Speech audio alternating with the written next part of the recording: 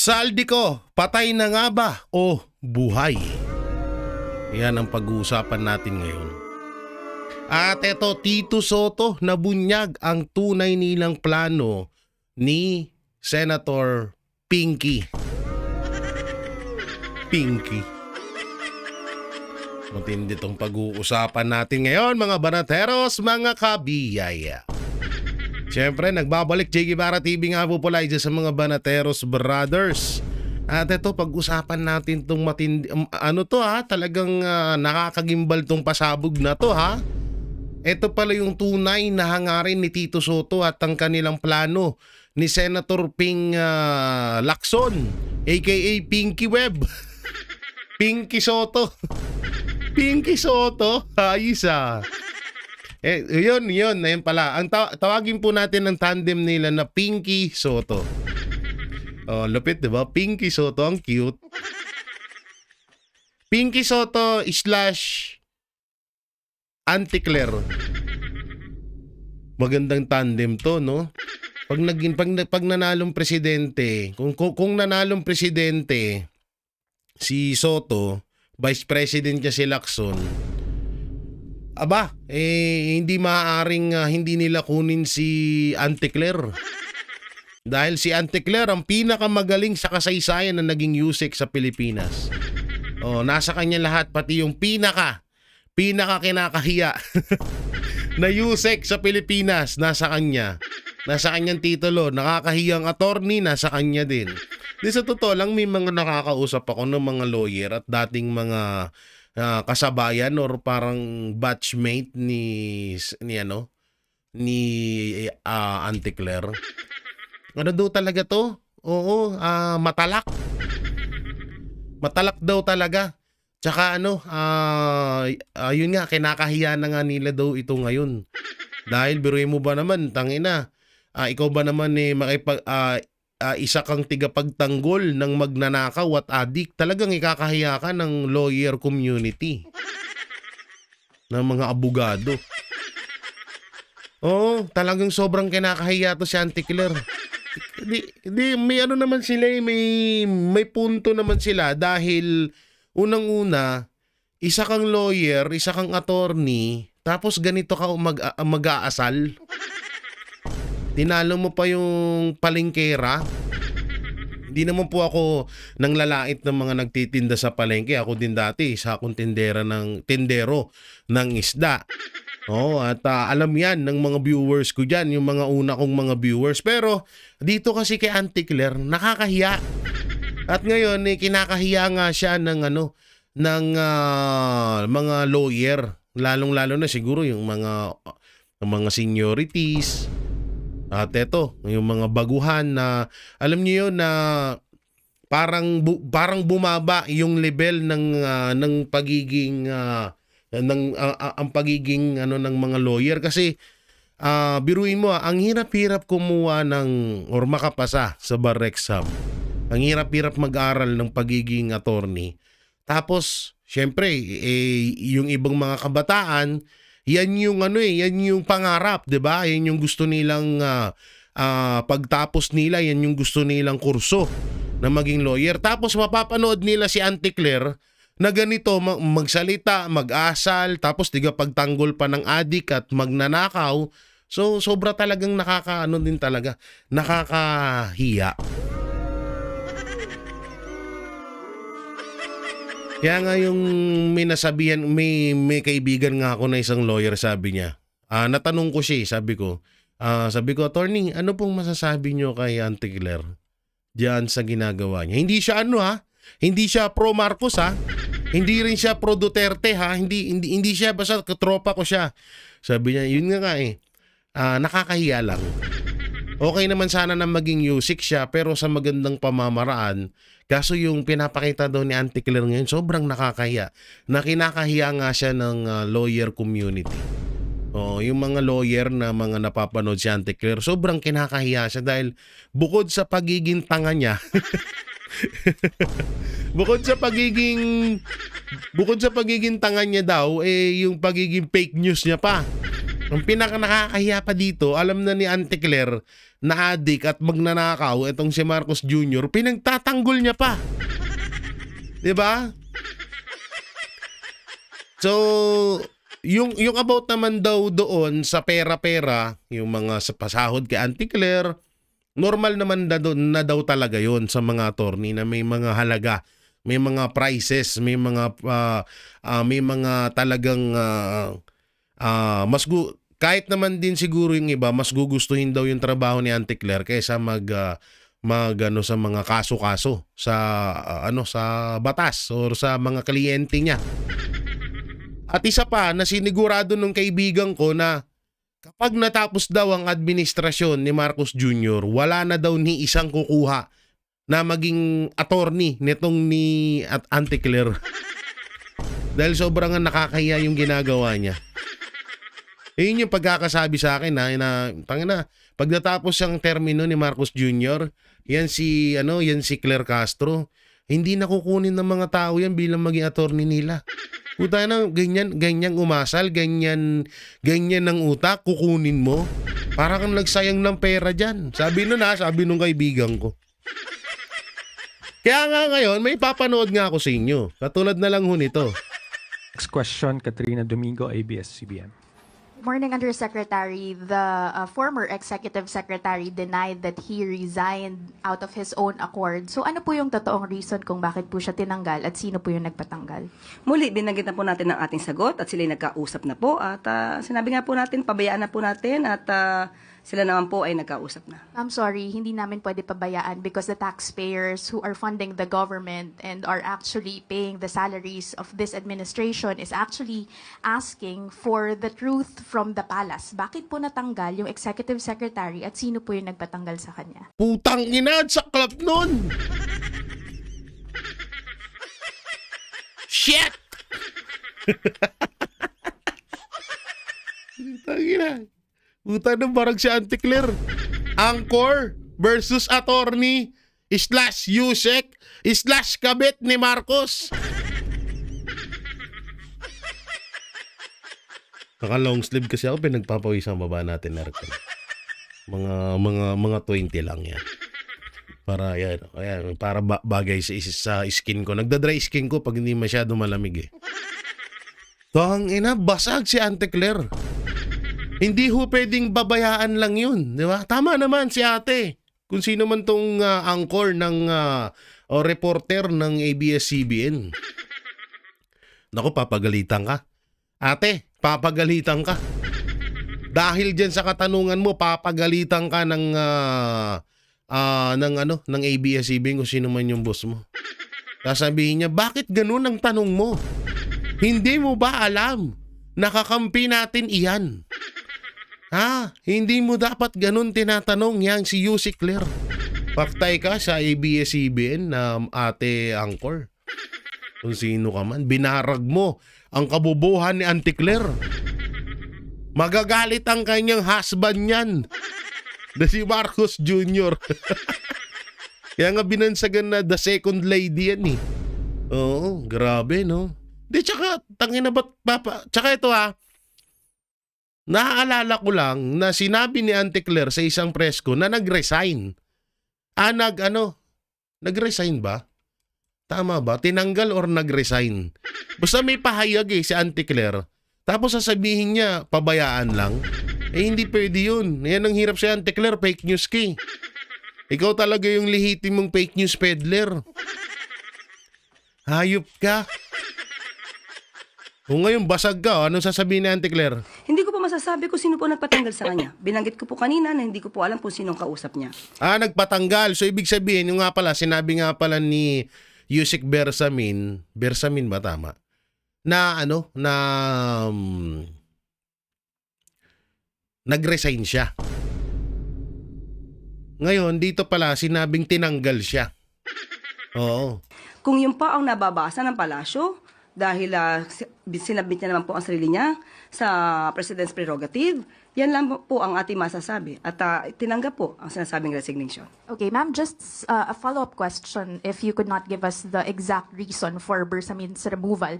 The former executive secretary was not the first official who actually experienced this kind of treatment na parang they were caught by surprise with their removal. We saw the removal of Baguio City Mayor Benjamin Magalong from the ICI, also the removal of former DPWH Secretary Bonoan from his post. How does the palace actually explain the seeming trend of unceremonious removal of high-ranking officials in the Philippine seat of power? Tanong po natin, tinanggal po ba si Mayor Magalong? Sino po ba ang nag-resign? Oh, akala ko ba tinanggal nyo? Patay ka dyan. Ay, hindi nga pala, nag-resign si Mayor Magalong dahil nga, alam niya na yung mangyayari. Pero ang tanong dito, ba't parang pinapalabas mo na mali yung ginawa ni Mayor Magalong?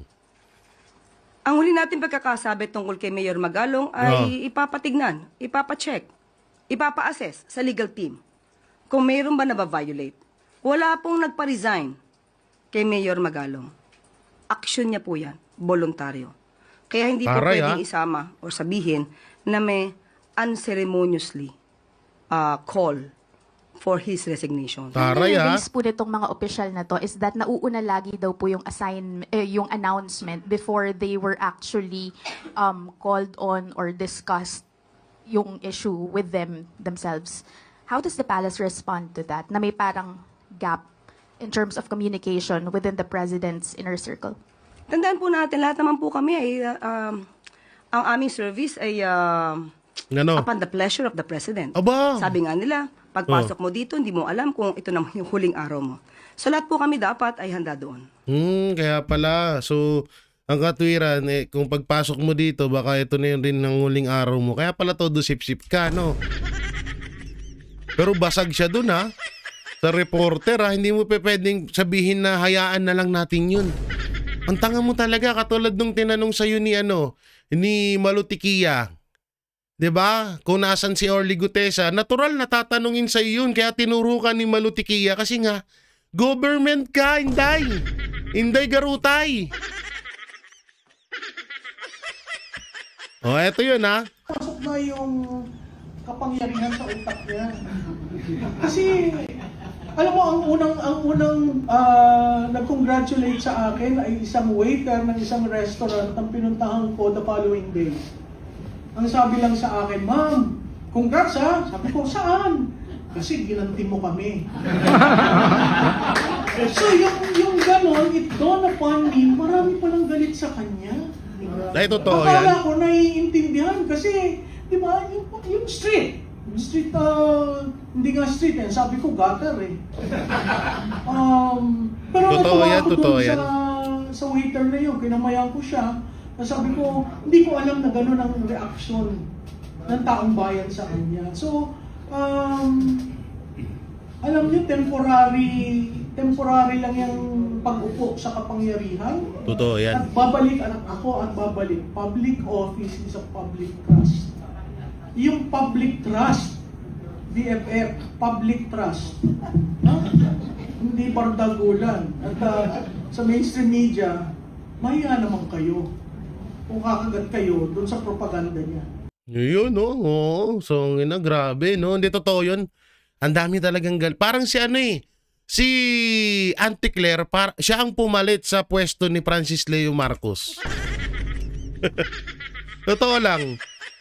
Di ba ang daming galit dun sa taon na yun, kahit na tumutulong daw yun? Si Francis Leo Marcos, putang ina. Ngayon, tingnan mo, ang daming galit kay Francis Leo Marcos. Dahil dyan sa kayabangan. So ngayon, ang taong bayan, ganun din, ang daming galit kay Auntie Claire. Dahil sa kayabangan at kasinungalingan. Kaya nga maganda magkaroon ng segment 2 eh. Si Auntie Claire tsaka si Francis Leo Marcos. Pareha silang hamuon. Sa Tagalog mayabang. Oo, pareha silang tikalon. Pareha silang hamuon. Pareha silang mahangin. Pareha silang fake news. Yan. Ha? Oh, ha? Ha? Oh. So, pero si Francis Leo Marcos, puta na may komento 'yon kay Amy Marcos. Tangina mo, nakikisali ka, Francis Leo Marcos, di ka naman kamag-anak.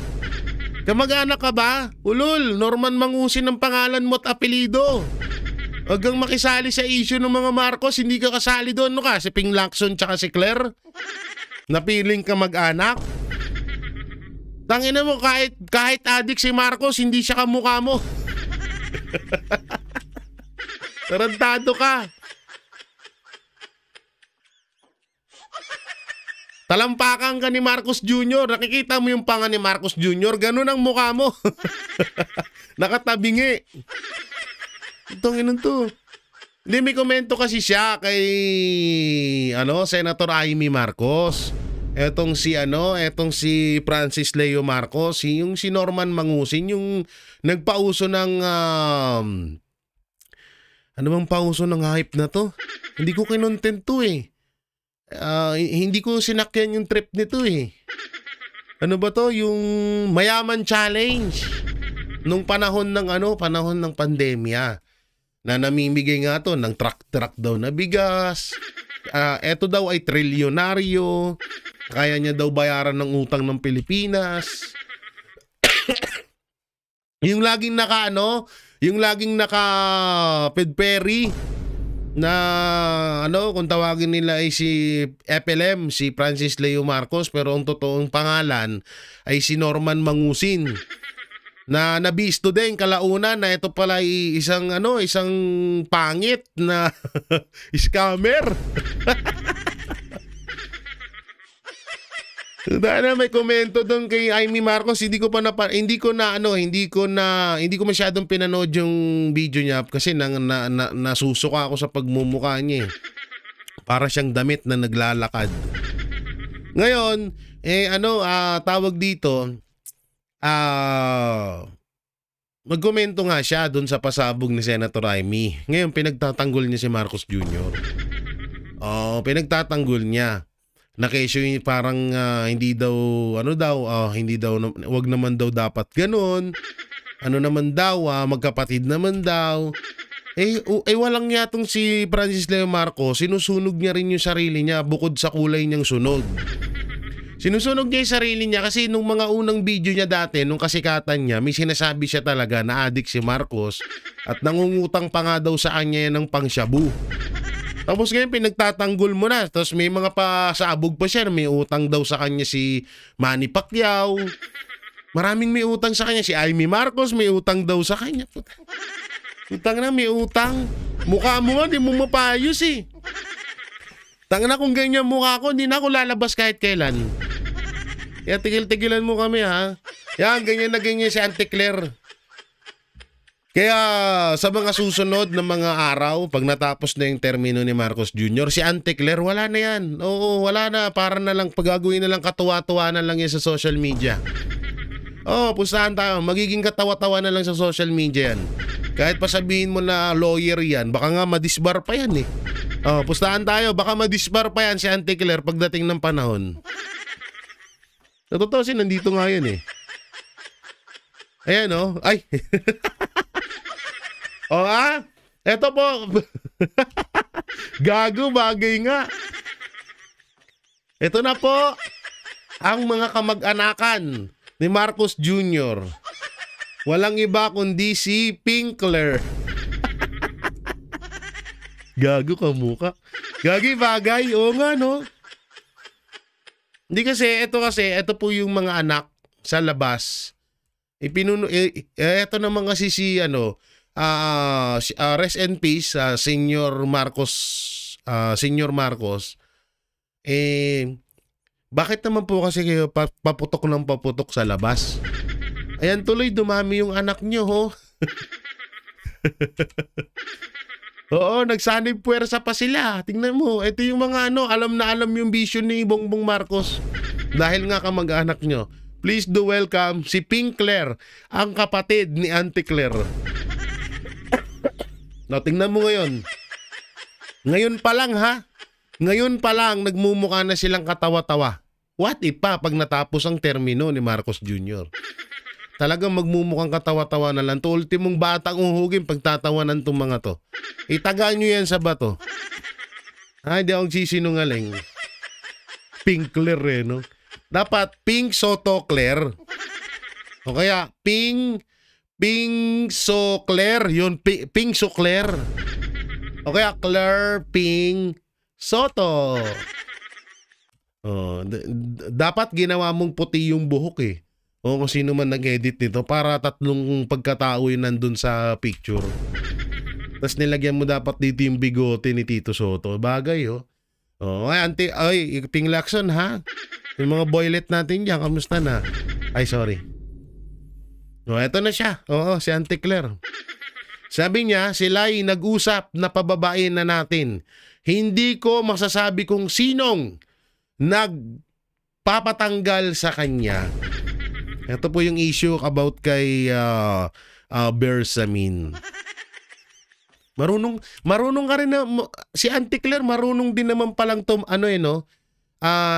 nagkakaroon din pala ng time na hindi niya rin pala din alam. Kasi kung halimbawa na pwede niyang idugtong dito si BP Sara, baka sasabihin niya, sila po nakausap na pabayaan na natin. Hindi ko po masasabi kung sinong nagpatanggal sa kanya. Baka si BP Sara. Biglang ganun sinabi. Baka si BP Sara ang nagpapatanggal sa kanya. Oo, baka si BP Sara ang nagpapatanggal kay Bersamin. Buti na lang, no? Malayo yung hindi niya ma-connect. Si BP Sara, kung siguro kung na-connect niya, putang ina. Si BP Sara ituturo nitong hinayupak na to. Malamang sa malamang. O ito pa isa. Mahigit 3 buwan pa lang. Simula ng paimbestigahan ni Pangulong Marcos Jr. ang issue ng korupsyon. May nakikita ng resulta ang taong bayan. Asan? Asan yung resulta? Magpapakulong na ba siya, Auntie Claire? O Auntie Claire, i-update mo kami ha. Kapag magpapakulong na si Marcos Jr. tungkol dun sa pinapaimbestigahan niya, update mo kami ha. Gusto namin magkasama kayo makulong. Ha? At si Lisa. Yung best friend mo. 3 buwan na pala. May nakikita na daw resulta. Kaya naman pala. Kanino? Kay Saldi ko. Kay Saldi ko yung tinuturing mo na resulta. Kasi nilaglag kayo.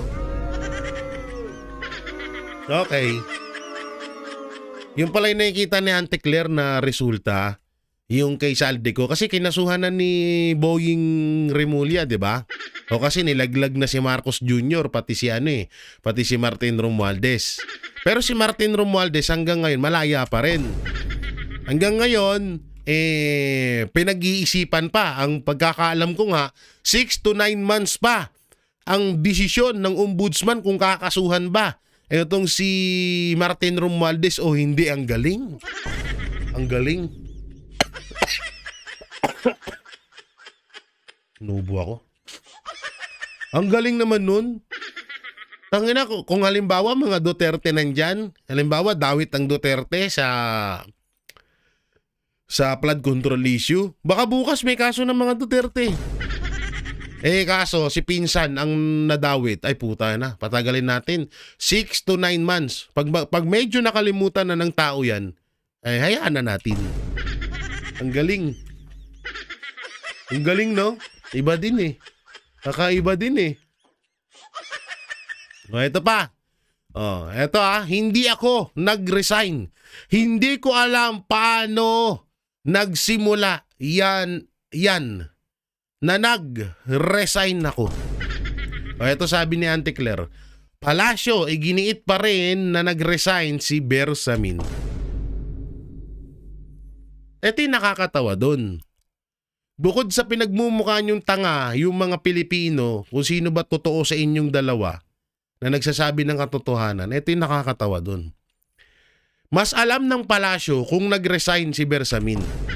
Kasi yung pagkatao ni Bersamin, yung kaluluwa ni Bersamin, yung katawan ni Bersamin, kontrolado ng Malacanang. Kontrolado ng Palasyo, kaya alam ng Palasyo yun. Ayop na yan. Nung mga nakaraan, nakakausap lang ni Marcos Jr. yung tatay niya. Nung mga nakaraan, nagagalit siya sa Baguio, walang schedule pagpunta ng Pilipinas. Tapos ngayon, ultimong katawan nung tao nakokontrol na ni Marcos Jr. Kakaiba to. Iba na to. O ngayon, ang tanong, sino yung dapat paniwalaan sa kanilang dalawa? Yung Palacio ba? Si Anticler ba? O si Bersamin? Malamang, mas mapaniwalaan ko si Bersamin na nag-resign siya. Sarili niya yan eh. Alang ang lokohin niya sarili niya, tanga ba siya? Diba? Hindi naman siguro tanga-tanga ka. Yusek, tama ba Yusek? Tama ba? Lucas Bersamin. Hindi ka naman siguro boplak. Wala ka naman atang saltik kagaya ni Anticler. Wala ka, matino ka naman ata. Hindi ka naman ata baliw. So sino pa? Tangina, sinabi na nung tao na nag-resign siya. Tapos dito, tinanggal nyo. Hip na yan. Okay. Alam nyo, nangyari na to. Nangyari na tong palabas na to. Alam ko na dalawa ang patutunguhan nito. Pwedeng palabas at pwedeng totoo din. Nangyari na to kay Sandro Marcos at kay Saldico. Diba? Nangyari na yan. Sabi ni Saldico, nag-resign siya. Sabi ni Sandro Marcos, tinanggal siya. Diba? Nagkaroon pa nga ng issue nun. Diba? Ayun na, nagkaroon na ng issue nun. Ngayon, nangyari na naman. Ito yung pangalawa. Una-una, totoo nga. Baka totoo nga talagang palabas lang nila to. Para kahit papano makatawag pansin sa pasabog. Para makatawag pansin sa mga Pilipino at malihis yung kanilang atensyon doon sa pasabog ni Senator Amy Marcos na adik si Marcos. Na gumagamit ng droga. Or gumagamit ng pulburon. Pwedeng palabas lang nila to. At pwede rin naman na nakatunog na itong Palacio na pwede rin silang baliktarin ni Lucas Bersamin, kaya nila tinanggal. Ganun yan.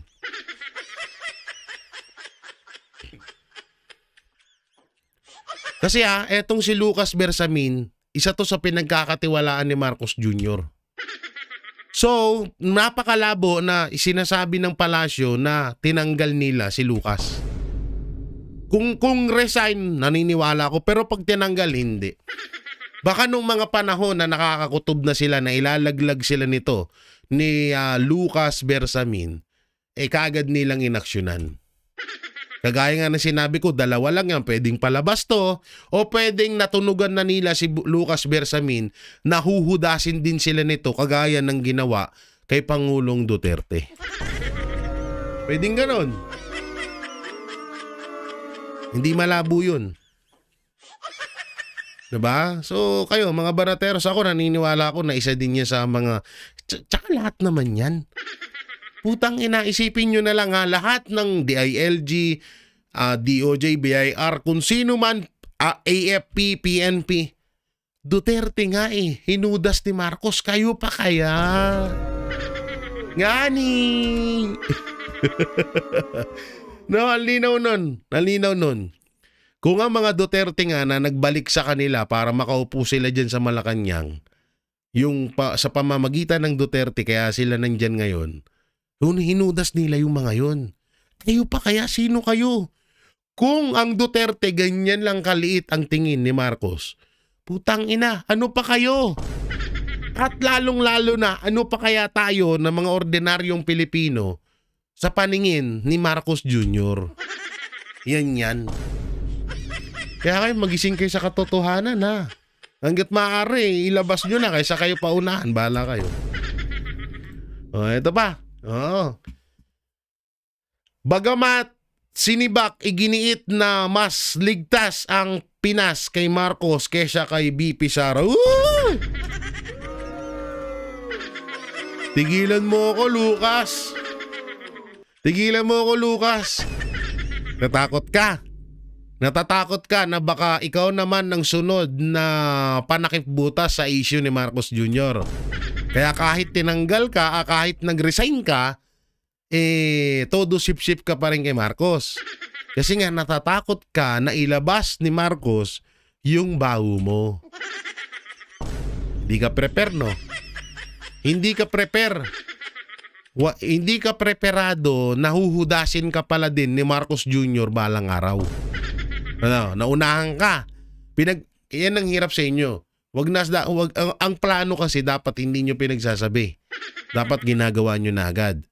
Ngayon, kung huhudasin mo lang din naman pala si Marcos Jr., hinudas mo na talaga. Ayan tuloy. Nanganganib ka. Maaaring ikaw pa yung mabaliktad dyan. Ikaw pa yung hudasin. Igagaya ka rin kay Saldico na panakip butas sa issue nila. Yari ka dyan.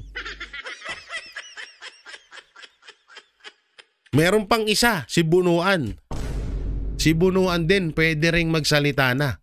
At yan ang abangan natin. Ang mga ibubulgar ni Bunuan. Dalawa lang yan ha. Maaaring ibulgar na ni Bunuan ang katotohanan na dawit din talaga si Marcos Jr. sa nakawan ng pera.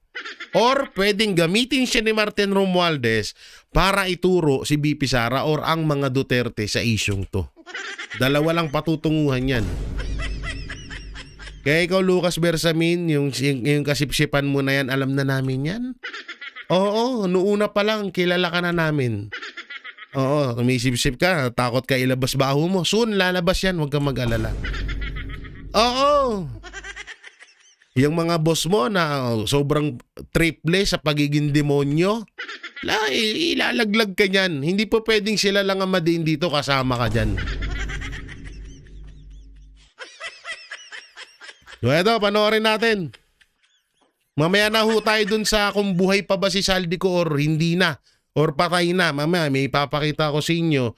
At yung nabistong plano, maitim na plano ni Tito Soto at ni Ping Lacson. Naku po. Ha? Papakita ko sa inyo. Hindi po ito fake news. Mamaya, papakita ko. Panoorin muna natin to. Pa ang resibo na posibleng magdiin kay dating House Speaker Martin Romualdez sa umano'y korupsyon sa gobyerno. Sa patuloy na pagbusisi ng Bilyonaryo News Channel, lumobo ang kontrata ng isang kumpanya sa Palawan nang maging caretaker nito ang kongresista. Ang may-ari, dati niya umanong executive assistant. Narito ang exclusive agenda report ni Joash Malimban. Tila naging sentro ng bidding operations ang Palawan mula late 2023. Ayon yan sa isang source na dumulog sa Bilyonaryo News Channel. Ayon sa datos na nasa DPWH website, 7 kontratang nagkakahalaga ng higit 1.1 billion pesos ang nakubra ng kumpanyang Octagon Concrete Solutions Incorporated at mga joint venture nito sa Palawan sa mga taong 2024 at 2025. Ito ang mga kaparehong taon kung kailan itinalaga si former House Speaker Martin Romualdez bilang caretaker ng Palawan 1st and 3rd District matapos pumanaw ni Congressman Edward Hagedorn at Edgardo Salvame. Ka-joint venture ng Octagon sa mga proyekto ang ilan pang kontrobersyal na mga kumpanya tulad ng Wawaw Builders at Mac Builders na dati na ring na-blacklist dahil sa mga delayed na proyekto. Ayon sa DPWH documents na nakuha ng BNC, si Milton Ngu ang nakalagay na Authorized Managing Officer ng Octagon ngayong 2025. Siya ang kapatid ng businessman at dating government envoy na si Maynard Ngu, na una na ring nadawit sa flood control scandal bilang bagman umano ni Senator Cheese Escudero. Maynard Ngu and I are close friends and we go years back. He is also a close friend and campaign contributor of Senator Cheese Escudero. Maynard Ngu asked me to submit a list of projects. I personally submitted a list of projects to Maynard Ngu, deliveries of cash. Tangina, mas mahaba pa yung report kay Cheese Escudero kaysa kay kaysa kay Saldico kay Martin Romualdez Ang nakalagay dito sa title, higit 1.1 billion proyekto nakubra ng isang iisang kontraktor sa Palawan sa ilalim ni Martin Romualdez. Pero yung balita, hindi nyo napansin, yung balita umiikot kay Senator Cheese Escudero. Ang galing. Ganyan kalupit etong mga ibang mainstream media. Ipopront si Martin para masabi lang na binabalita nila. Pero yung buong video, umiikot sa isang tao. Doon nga kay Senator Cheese Escudero. Were personally made diba? to me. Ang galing. To Maynard Ngu at his office in Manila. Oh. Pero base sa iba pang dokumentong nakuha ng Billionaire News Channel, hindi lamang Singu ang may mataas na posisyon sa Octagon. Sino pa? Natuklasan kasi ng aming team na major shareholder ng Greenergy Holdings Incorporated ang nasabing kumpanya. Sa isang 2024 Securities and Exchange Commission filing ng Greenergy, isang Norman Vincent Bungubong ang nakapirma. Takinabahan ako, kala Norman Mangusin eh. Akala ko Norman Mangusin. Bilang Chairman at Chief Executive Officer o CEO ng Octagon. Ayon sa source ng Billionaire News Channel, minsan na naging Executive Assistant ni Romualdez si Bungubong nang i-appoint niya ito noong 2022. Nako. Ayon sa datos ng DPWH, una nang nakakuha ng mga kontrata ang Octagon sa Palawan noong 2017 at 2018. Pero nasundan lamang ito noong 2024 na. Dumulog kami sa opisina ni former Speaker Romualdez. Anila, hindi raw parte ng staff ng kongresista si Bungubong. Wala rin daw itong koneksyon kay Romualdez. Nagpa-picture lang doon, no? Okay. Dapat ang itinitle nyo rito, higit 1.1 billion proyekto ang nasa ilalim ng pangalan ni Senator Chis Escudero. Putay na, yung balita, umikot lang doon kay Senator Chis Escudero eh. Akala nyo hindi namin kayo mapapansin sa mga ganyang strategy nyo? Ulul ba kayo? Tanginang yan. May ganito daw. Tapos hindi daw to assistant ni Romualdez. Wala. Nagpa-picture lang yan. Nagpa-picture lang yan, Dong. Oo, wala yan. Eto, isa pa. Eto na, nalalapit na tayo. Yung pahayag ni Senate nung tsuhin ni Marcos Jr. Gandang gabi po, Luzon, Visayas at Mindanao. Kinwestiyon ng Makabayan Bloc sa Kamara ang naging pahayag ni Senate President Pro Tempore Ping Lacson na ginamit lang ang pangalan ng Pangulo kaugnay sa 100 bilyong pisong isiningit sa 2025 national budget. Binweltahan din nila ang ombudsman na tila umaayon umano sa pahayag ni Lacson. Panawagan nila walang i-exempt sa investigasyon lalo't mabigat ang mga alegasyong ibinabato laban sa presidente. Nakatutok si Tina Panganiban Perez. Napag-alaman ko from Undersecretary Bernardo na may mga tao sa Malacanang, not the President, not authorized by the President, who misrepresented him. Kinumpirma ni Senate President Pro Tempore Ping Lacson kamakailan na totoong may 100 billion peso insertion matapos anyang busisiin ang 2025 national budget. Anya ginamit lang ang pangalan ng Pangulo. Kine-question yan ngayon ng Makabayan Bloc sa Kamara. Chair pa naman siya ng Blue Ribbon Committee pero prematurely ay meron na siyang conclusion na hindi Pangulo ang nag-utos at ginamit lang ng mga opisyal, walang batayan pa para sabihin yon. Kailangang direktang harapin at sagutin ng Pangulo. Panawagan. Alam nyo kahit paano, kahit mga tulonggis tong mga makakaliwa, may punto sila dito. Sa totoo lang, yun talaga din ang dapat. Na dapat rekta at harapin ito ng Pangulo dahil, putay na, sinabi to eh. At Pangulo siya, putang ina. Sinong gago ang gagamit sa pangalan niya? Ewan ko ba dito kay Senator Ping Lacson ang lakas makabayot eh. Maka-fake news eh. Block sa Ombudsman, ICI, Senate Blue Ribbon Committee at Kamara ipatawag sa investigasyon.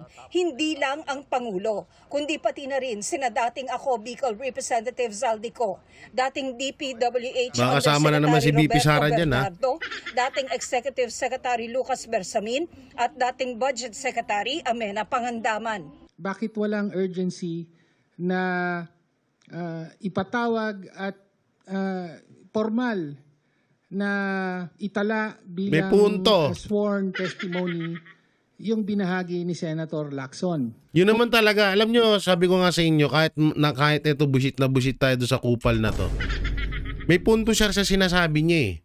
Diba? Bakit ayaw mo ipatawag? Bakit hindi mo paharapin yung mga yan? Kahit si Lucas Bersamin, si Pangandaman, at yung iba pa, kahit si Zaldico eh, malabo na umuwi dito si Zaldico. Pwede rin na yung kaya niya pinapauwi si Zaldico eh, para matuloy na ang planong pagpatay kay Zaldico. Pero may punto siya sa sinasabi niya at ako ay sang-ayon doon na bakit tangina sasabihin mo lang sa amin paano kami maniniwala sa iyo na na walang kinalaman si presidente doon. Andun ka ba? Kung hindi po mangyayari ito at kung tatahimik ang Pangulo at ang Malacanang, masasabi natin may nangyayari ng cover-up. Dapat walang exempted sa investigation mula Malacanang, Gabriela mula Partelis. Ay dapat talagang maituloy na. Bumuelta rin ang Makabayan Block sa Ombudsman. Tutulong-tulong na sila. Puta na, mukhang inuunti-unti ng mga makakaliwa si Marcos O ano to, panibagong strategy or talagang ginangat-ngat nyo na si Marcos ngayon? Bakit hindi kasali sa kanyang investigasyon ang Pangulo mismo? Ibig sabihin, inaabsuelto na ba ng Ombudsman mismo at ng Blue Ribbon Committee Chair ang Pangulo ngayon pa lang kahit wala pang ang proper investigation na nagsasagawa sa mga nagsalitang personahe na to? Sagot naman ni Lacson, basehan niya sa pahayag niya ang 1.5 billion pesos na halaga ng mga proyektong vinito ng Pangulo. Mahirap din anyang paniwalaan ang sinabi ni Zaldico na siya ang nag-deliver ng 25 billion kickback dahil inamin ni dating DPWH Undersecretary Bernardo na siya ang may hawak ng deliveries ng mga kickback. Sinusubukan pa naming kunin ang pahayag ng Malacanang. Nauna namang sinabi ni Ombudsman Jesus Crispin Remulla na gumugulong na rin ang motu proprio investigation ng kanyang tanggapan sa mga sinabi ni Zaldico kahit wala pa silang hawak na sworn statement. No, himala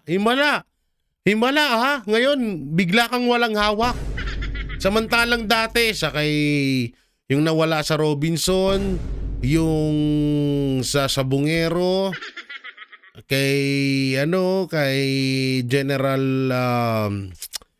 Bantag, kay Congressman Tebes, puta na lagi kang merong ebidensya. Sa war on drugs ni Pangulong Duterte, meron ka. Tapos biglang ngayon wala pa. Himala. Kasama rin anya sa mga posibleng investigahan ang Pangulo. Wow. Para sa GMA. Sana nga talaga. Oo, ewan ko kung may maniniwala pa sa'yo Boying Remulla. Ang pangalan niya ngayon, siya na po si Boying Remulla. Iyak. Remulla. Nakakadiri eto na, pakita ko na sa inyo. Buhay pa ba si Zaldico o patay na? So ito po. Yan, speaking of Remulla. Boying, sisiguraduhin buhay pa.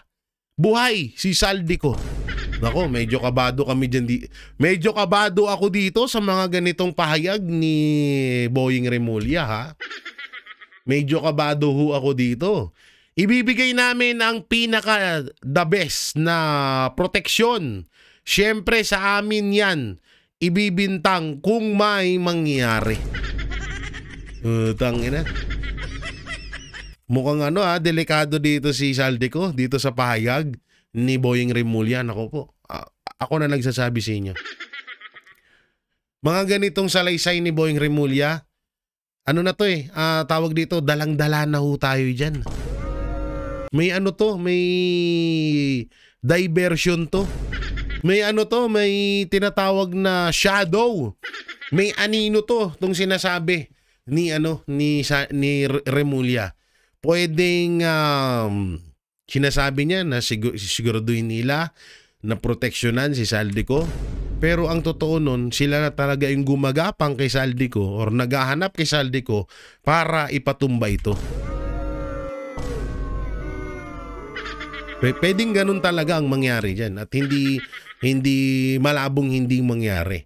Alam naman natin galawan ng mga nasa administrasyon. Pag anti Marcos ka, yari ka. Pag ikaw ay tinik sa lalamunan, paktay ka. Yan ang kasabihan sa kanila dyan. Ika nga ng kapatid, di ba? Nagdudroga, wala na sa katinuan. Kapag pag-initang ka ng adik, yari ka talaga. Hindi ka sasantuhin yan, di ba? Di ba? Yung mga gumagamit ng droga, ba? May mga nangre-rape, na may marami silang pinapatay, hino-hold up, pinapatay, di ba? Kapag talagang sila yung malademonyo ang kanilang mindset. Kaya itong sinabi ni Boying Rimulya, nakakatakot to sa kalagayan o kasiguraduhan ni sa seguridad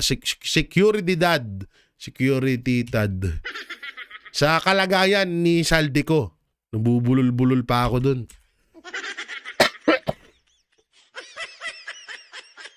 Iba kasi, iba yung tono eh. Iba rin yung... Basta, sabihin ko sa inyo, pag may nakuha akong impormasyon na mapatungkol dito sa kalagayan ni Saldico, kung buhay pa ba ito o hindi na. So sabi ni Boying Rimulya, eto daw ay buhay pa. O, dito na tayo. Ito na yung pinakalas natin, ang maitim na balak ni Tito Sotto at Ping Lacson. Gusto niyo na ba makita? Eto, with evidence. Sas, rogando sasot. Sabi niya rito, so, kung pareho ngang mag-resign si BBM at Sara, Senate President ang papalit na presidente. Si Sotto pala ang pinupusuan ng mga yellow pinks. Okay. Yellow pinks ka pala, ha? Kaya pala todo tandem kayo ni Pinks Lacson, ha? Di pwede rin din naman talaga mangyari yun, ha? Halimbawa, ito ha? Kung sakaling ma-impeach si Vice President Sara Duterte or ma-impeach si Pangulong Marcos Jr., pwede talaga mangyari na ang maging presidente ng Pilipinas ay si Tito Sotto. Pwedeng ganun ang ginagawa nila ngayon. Pwedeng mangyari talaga din to. Halimbawa lang, katulad niyan, siya yung pinupusuan ng pink, mga dilawan at mga kakampwet. Diba? Yung mga pink lawan. Alam naman natin yung yung playbook ng mga dilawan at mga pink lawan na pagkatapos nilang pabagsakin ng mga Duterte, isusunod nila etong si Marcos. At mag-uupo sila doon ng taong talagang magpo-protection at mag-aano sa kanila, tawag dito, magko-connect sa kanila sa gobyerno, sa administrasyon. Baka sabihin niya, akala ko ba si Risa Ontiveros? Putang ina, patakbuhin niyo sa susunod na eleksyon sa senador, sa pagiging senador, tingnan niyo kung mananalo pa yan. Ha? Oo, pero sa pagiging presidente, malabo. Pwede rin naman din mangyari yun na halimbawa, palitan ni Risa Ontiveros si Senate President si Tito Sotto sa pagiging Senate President. Pwede mangyari yun. Kaso hindi papayag si Tito Sotto doon, syempre. Isa din sa gahaman sa kapangyarihan yan eh. Lahat naman hindi ko kay Tito Sotto, lahat naman yan gustong maging presidente. Ultimong mga congressman, mga kapitan, mayor, vice gobernador, ako nga gusto kong maging presidente, vlogger lang ako eh. Diba? Butay na, pag ako naging presidente, ubos talaga lahat, promise. Ultimong sipon, laway nung kriminal na yun, tanggal dito sa Pilipinas. Iyan pa kaya yung mga yan? Kaya ito talagang meron talaga ding punto at napakaganda rin nitong pinost ni Sas Rogando na talagang maaari nga dahil sa nakikita natin na galawan ni Tito Sotto, pwede rin naman din talagang mangyari to. Kaya pala. Ay, nako. Buhay talaga sa politics, no? Ang dumi, no? Nakakadiri sa mundo ng politika, no? Sa totoo lang, no? Sobrang nakakadiri. Biruin mo ha, back to PRRD tayo, mga dating kakampi niya biglang nagsisitalunan. Tapos yung mga kakampi naman din ni Marcos nagtatalunan na rin ngayon. Ngayon, kung sino yung mauupo ulit sa administrasyon, puta na yung mga hate na hate ang mga Duterte, magtatalunan ulit yan. Naniwala kayo sa akin. Kaya sobrang dumi ng mundo ng politics. So yan mga banateros, mga kabiyaya, nung may kokomento nyo ho dito sa plano ni Tito Soto na siya pala ang pinupusuan ng mga dilawan at mga pinklawan. At dito sa kalagayan ni Saldico kung buhay pa ba o patay na, ano po ba ang may kukomento nyo? Comment nyo lang po dyan sa baba at ating babasahin yan. At syempre, don't forget to like, share, comment, and subscribe sa ating YouTube channel. Pipindot na lang din po yung bell button para lagi kayo updated sa ating mga video araw-araw. Pakidamay na rin po mga samahan ko sa Banateros Brothers na sila Banat Bay, Coach Oli, Boss Dada, Master Judea, Paring RJ at Sir Jack. At congratulations kay Sir Jack dahil mapapanood po natin siya sa isang pelikula. Abangan nyo na lang. Baka nandun din kami. O, congrats kuya ha. Oo, tuloy-tuloy lang. Basta may subtitle. Ay, sorry. At syempre, saan nyo po ba mapapanood tuwing Sabado ang Banateros? Syempre dito lang sa Vox Populi, ang boses ng bayan. May YouTube channel po yan at may Facebook page. At syempre, wag nyo na rin kalimutan ang SMNI. Oo, ang DCAR 1026 News Flash at marami pang iba na mga konektado sa SMNI na tunay na naghahatid ng balita sa bawat Pilipino. At sa mga kababayan natin dyan, lalo na yung mga hero abroad, sa mga gusto nyong magpadala sa mga kababayan natin na nasasalanta ng bagyo o kung ano man, ito pong lubos na mapagkakatiwalaan ng SMNI Foundation. Diyan po, walang labis, walang kulang ang inyong ibabahagi para sa inyong mga kababayan. At naka-video pa yan, no? Kaya talagang sututusin nga lang, halimbawa, excuse me, maraming no? Sobra din talaga yung pagtulong, biro mo ha. Yun yung pinagkaiba ng totoong malasakit sa peking malasakit. Biruin mo yung administrasyon nagpadala ng relief goods or ayuda sa mga nasalanta ng bagyo. Kapiranggot lang. Yung masama pa niya, binentahan pa sila ng bigas.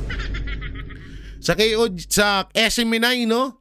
Isang container na tubig, isang sakong bigas, isang timbang punong-puno ng grocery, at may pagkain pa. Ganun ka lupit. Partida, walang pondo ho yan ha.